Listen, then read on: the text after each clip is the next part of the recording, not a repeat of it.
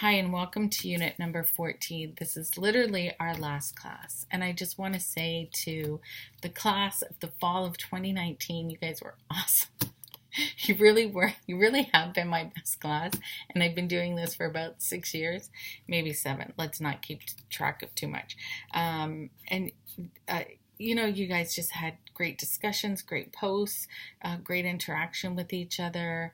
The content that you gave back was incredible. The assignments were well put together. I just really enjoyed it. And I really enjoyed having that positive feedback. So thank you for sending me your emails and saying how much you're enjoying the course.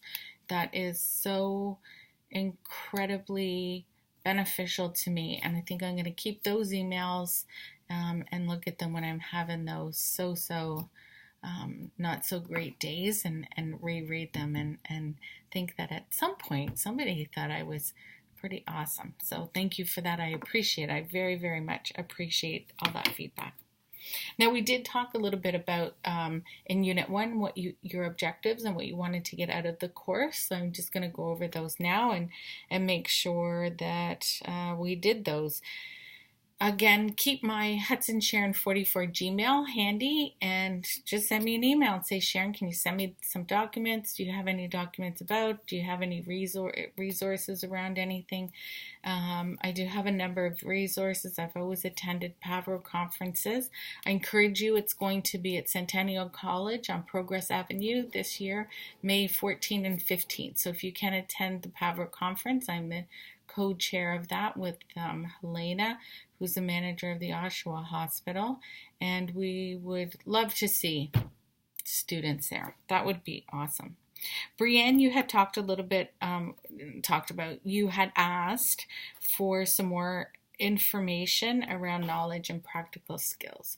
So hopefully when you did the orientation, that was well worth practical skill, and the Mr. Bean incident. So just learning how to go back and document things. So it's, getting your brain to think in that way. And sometimes when we've gone through something difficult like that, then we start at the beginning again and say, I really need to date and sign these documents. I need to have this kind of application. I need to have this kind of code of conduct. Because when I went through the Mr. Bean incident, I learned all the things that I hadn't done right. So going through the Mr. Bean incident is just helping you connect all those dots. And sometimes, I feel like it really is helpful to go through something once and learn from it. Journal it, make notes, create a work plan at that time as soon as it happens. So hopefully Mr. Bean has been a practical skill, and that you can transpose that onto real life in the future. Catherine, you had asked about risk management. And so you just need to remember, as long as you do your due diligence, so you want people to sign in for the orientation to prove that they did attend one. There's a small auditing list on a position description, which is good. What I would encourage everyone to do is sort of have an overarching document that's called the Code of Conduct. And then within that, you can have what you need. Privacy and confidentiality is probably a key one, but Code of Conduct can also have things like relationships with the client. What if Fred Bean had wanted to or started to date one of the clients? And so having that within your risk management, taking notes. When things happen, you want to make note of that and remember that your notes have to be statements. My volunteers at the Cancer Society had a folder. And that folder was something I used that social workers use. And that was just a lined piece of paper that was stapled onto the very front of that folder. And then I would date and make little notes so that if and when I win the lottery and disappear, people could open that and see, oh, I see Mr. Bean had done X, Y, Z. And then, oh, he's done a couple of really outstanding things here. Oh, he's done orientation. Oh, well, I'll get him to help me with the next orientation. So all those things are risk management. So just think of due diligence. Una, you had asked about recruitment, training, supervising, retaining. So recruitment, you want to look at the people in your community. You want to get a good sense of that. So I would go to the Canadian statistics and pull up your community, see who's in there, and see, as far as trends go, what that generation would like to have for attractive position descriptions, what their motivation is. And then we also have the motivation quiz. So whether, you want to send that out to volunteers and just ask them casually to take it, or if you want to incorporate that somehow into an interview, incorporate it somehow into an application, both is fine. Training should be done by an expert. And what I have started to do is train a volunteer, and then all the volunteers that come in after that, that one volunteer is going to be their mentor. And sometimes the motivation for somebody to be there is to get a leadership role because they want to be a police officer, or they want to go into a master's program or a PhD program. So the motivation could be there to have leadership roles. And retaining volunteers really is all about, it's an outcome, as we said. So if you're doing everything right beforehand, they're going to want to stay with you. It's important, I would create an exit interview. And so when people are leaving, that you are gathering up the information that they're telling you in an exit interview.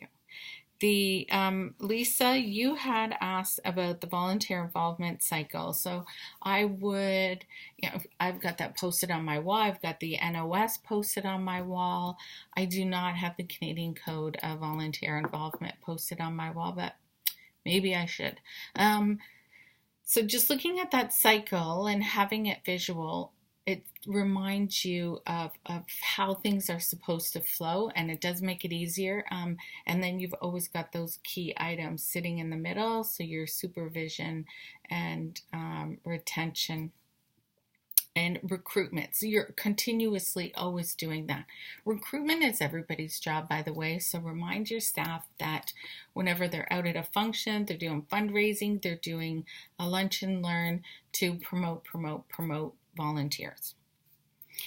Christina, you wanted to be able to use all the material in the field. And when I made the assignments, that's really what I wanted to do. So you have a recruitment plan, you have a PowerPoint orientation with all the key points in it, and you have a risk management situation. So hopefully those are things that you're able to apply directly to the field. Again, email me if you have concerns in the future. And again, I would encourage to join an AVA. So in Durham, it's the Durham Region Association of Volunteer Administrators. Toronto, it's TAVA, the Toronto Administrators of Association of Volunteer Administrators, and in London, this is my favorite, it's LAVA, London Association of Volunteer Administrators. London, yeah, okay. Now I'm just confusing myself. Alice, you talked about risk, pre-recruitment, and policy development. So we don't want to have too many policies that sort of hold us down. So at my hospital, I really have one policy, and it pertains to who qualifies, what is a volunteer, and who qualifies to be a volunteer. And that's the only policy I have. From that one policy, then all the SOPs come from that, and those are standard operating procedures. So how I do my job and where things are supposed to go. So again, if and when I get the lottery and I disappear, you could find me, I'd be in Hawaii. Then someone can sit at my desk and see all of that. So recently we have had to go in. Now policies will come up for renewal. It just depends on what your organization does with them. So I think ours is around 3 years.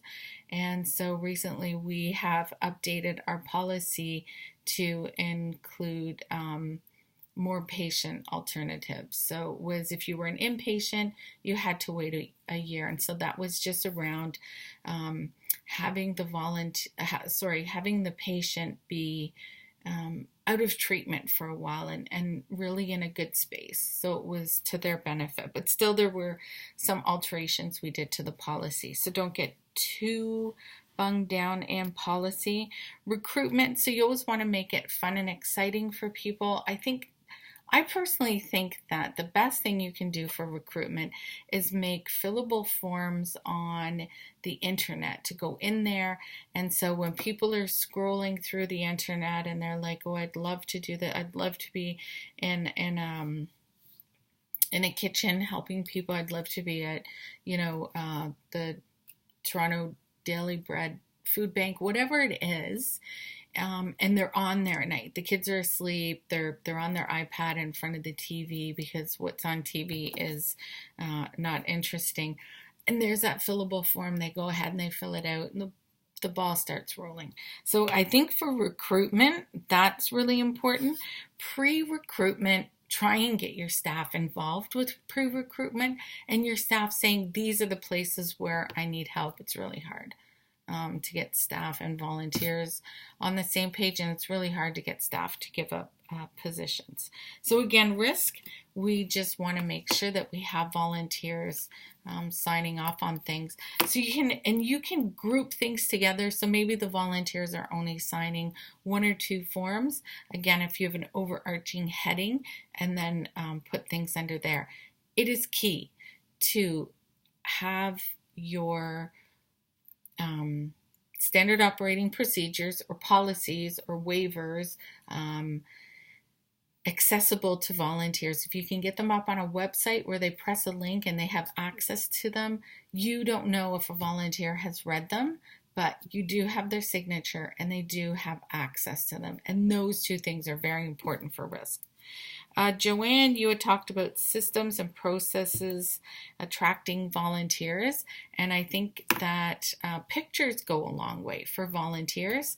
We have a newspaper called Snap, and it shows volunteers. It'll show an event. Unfortunately, it's after the event has happened, but it does, people look at that and go, oh, everybody's wearing the same t-shirt, and they're all drinking Gatorade, and it looks like it's a lot of fun. I'd like to do that. And it's in my community.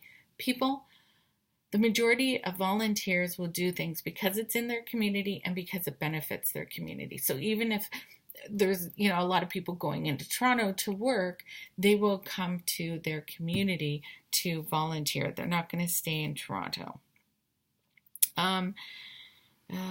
Let's see, Aaron, recruitment and retention. So probably, retaining is an outcome. Recruitment, it really is attracting that motivation. And I'm trying to attract baby boomers to my hospital because I have a lot of students. They're motivated to move ahead into a master's program, PhD, or med school. So that's their motivation. So they seek me out, and I'm trying to seek out baby boomers because the life cycle for the volunteer program right now is very, very short. So not an easy thing to do. And I think we can't look at it in short term, but we sort of have to look at the big picture. And again, getting everybody to push that out. So I did have the fortune of somebody saying that they wanted to come to our hospital for Christmas and interact with the patients. So we're going to build gingerbread houses, and I found the budget to make hot chocolate for everybody. So I think it's going to be a really good time. Shannon, policies overhaul the volunteer program. I would really look at the National Occupational Standards, and I would really look at the Canadian Code of Volunteer Involvement for overhauling the whole volunteer program. It takes a long time, so you might want to do baby steps, kind of like a business plan or a work plan. This is how things are going to roll, and then sort of start it. And you might have some volunteers with you who are really excited to do something like that. I'm running out of time.